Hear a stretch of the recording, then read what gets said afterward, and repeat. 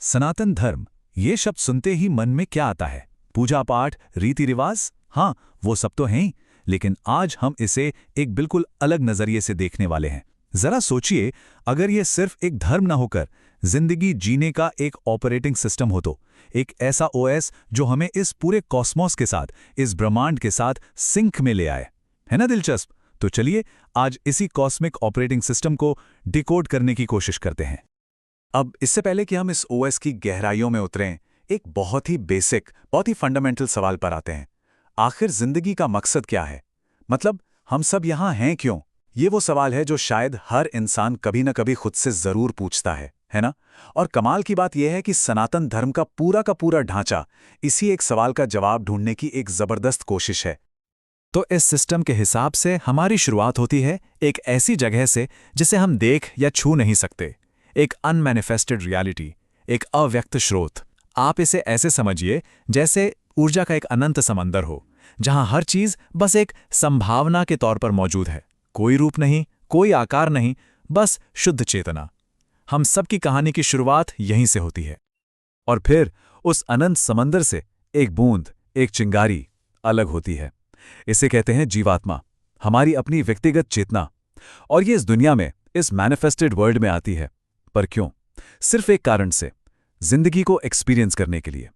हर तरह के अनुभव, अच्छे बुरे, सब कुछ। तो ठीक है, यात्रा शुरू हो गई, लेकिन मंजिल क्या है? इस पूरे सफर का गोल क्या है? गोल बहुत सीधा सा है। सारे अनुभव लेने के बाद वापस उसी समंदर में मिल जाना जहां से आए थे, उसी अनमैनिफेस्टेड रियलिटी का हिस्सा बन जाना, बिल्कुल एक घर वापसी की तरह। लेकिन सुनने में तो ये बड़ा आसान लगता है ना? आओ, एक्सपीरियंस करो और वापस चले जाओ। पर ऐसा होता नहीं है। ये सफर इतना मुश्किल क्यों है? यही आता है कहानी में सबसे बड़ा ट्विस्ट, कर्म पैटर्न। ये हमारे पिछले कर्मों की इतनी गहरी आदतें हैं, इतने गहरे संस्कार हैं जो हमें वापस जाने ही नहीं देते। ये एक तरह के जाल की तरह हैं जो हमें उलझाए रखते हैं, और असली चैलेंज इसी जाल को काटना है। तो सवाल यह है कि इस जाल से, इन कर्म पैटर्न से बाहर कैसे निकलें? यहीं पर यह ऑपरेटिंग सिस्टम हमें कमाल का फ्रेमवर्क देता है, एक कॉस्मिक ब्लूप्रिंट जो 3 पिलर्स पर खड़ा है, ऋत, सत्य और धर्म। चलिए एक एक करके इन्हें समझते हैं। अब देखिए ये काम कैसे करता है। सबसे ऊपर है ऋत। ये क्या है? ये है कॉस्मोस का अटल कानून, द कॉस्मिक कॉन्स्टिट्यूशन। जैसे सूरज पूरब से ही उगेगा, ये ऋत है, इसे कोई बदल नहीं सकता। अब इस अटल कानून की हमें यानी इंसानों को जितनी भी समझ आती है वो है सत्य। और इस सत्य के आधार पर हम अपनी जिंदगी को ऋत के साथ सिंक में रखने के लिए जो नियम कायदे बनाते हैं वही है धर्म। एक आसान सा उदाहरण देता हूं। ऋत है ग्रेविटी का नियम, यह हमेशा काम करेगा। सत्य है हमारी ये समझ के ऊंचाई से कूदने पर चोट लगेगी। और धर्म क्या है? वो नियम जो हम बनाते हैं कि भाई किनारे पर मत खड़े हो, गिर जाओगे। तो इसका मतलब क्या हुआ?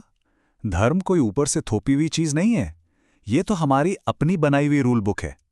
और इसका सिर्फ एक ही मकसद है, ये पक्का करना कि हमारी जिंदगी इस कॉस्मिक ऑर्डर के साथ, ऋत के साथ बैलेंस में रहे, बस। ठीक है, तो ये तो हो गई थियरी, ऋत, सत्य, धर्म। लेकिन प्रैक्टिकल लाइफ में इसका क्या? असल जिंदगी में इसे कैसे लागू करें? तो ये ओएस हमें इसके लिए भी एक पूरा ब्लूप्रिंट देता है, जिंदगी के अलग अलग स्टेजेस और रोल्स के लिए। इस ब्लूप्रिंट के हिसाब से जिंदगी के 4 बड़े पड़ाव हैं जिन्हें आश्रम कहते हैं। पहला, ब्रह्मचर्य, ये स्टूडेंट लाइफ है, सीखने का समय। दूसरा, गृहस्थ, जब हम परिवार और समाज की जिम्मेदारियां उठाते हैं। तीसरा, वानप्रस्थ, ये एक तरह का रिटायरमेंट है, जहां हम धीरे धीरे दुनिया की भागदौड़ से हटकर खुद पर फोकस करते हैं। और आखिर में आता है संन्यास, जहां जिंदगी पूरी तरह से सिर्फ और सिर्फ आध्यात्मिक खोज के लिए होती है। हर स्टेज का अपना एक फोकस, अपना एक कर्तव्य है। अब जैसे जिंदगी के स्टेज हैं, वैसे ही समाज को चलाने के लिए 4 तरह के स्किल सेट्स या वर्णों का जिक्र है। ब्राह्मण, जिनका काम ज्ञान और शिक्षा से जुड़ा है। क्षत्रिय, जो रक्षा और प्रशासन का काम देखते हैं। वैश्य, जो बिजनेस और कॉमर्स संभालते हैं। और शूद्र, जो अपनी कला, अपने हुनर और सेवा से समाज को सपोर्ट करते हैं। यहाँ पर जो मूल विचार है वो जन्म पर आधारित नहीं, बल्कि किसी इंसान के नेचुरल टैलेंट और समाज के लिए उसके कंट्रीब्यूशन पर आधारित है।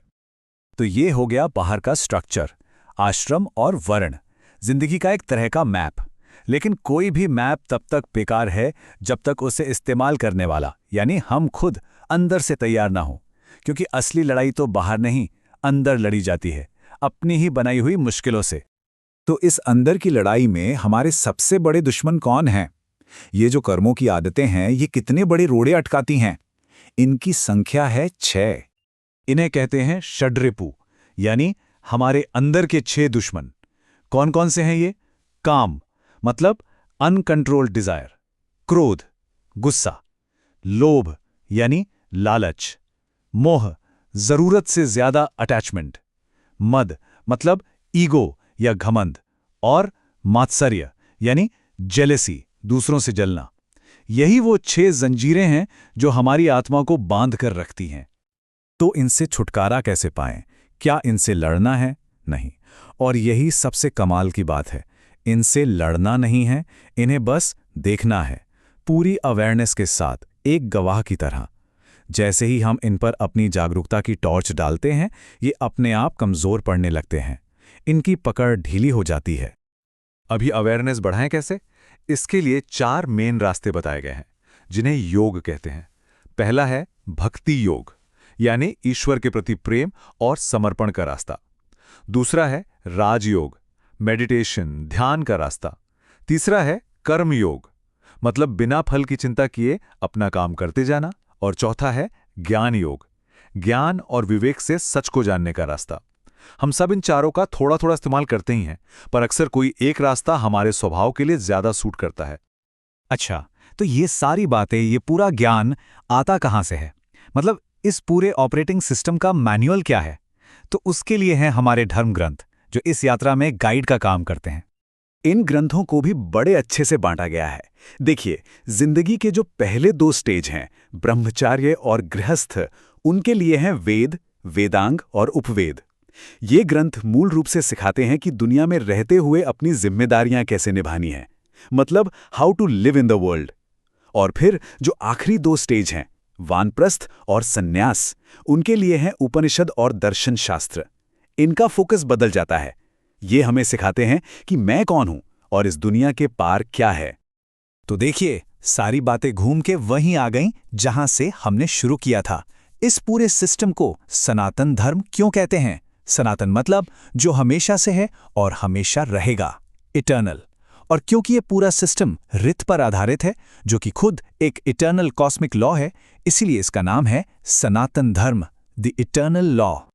तो आज की ये सारी बातचीत हमें एक बड़े सवाल पर लाकर छोड़ देती है। अगर ये सच है कि एक कॉस्मिक ऑर्डर, एक ब्रह्मांडीय व्यवस्था है, तो फिर इस इतने बड़े कैनवस पर हमारी एक इंसान की क्या भूमिका है, क्या रोल है हमारा? इस पर जरूर सोचिएगा।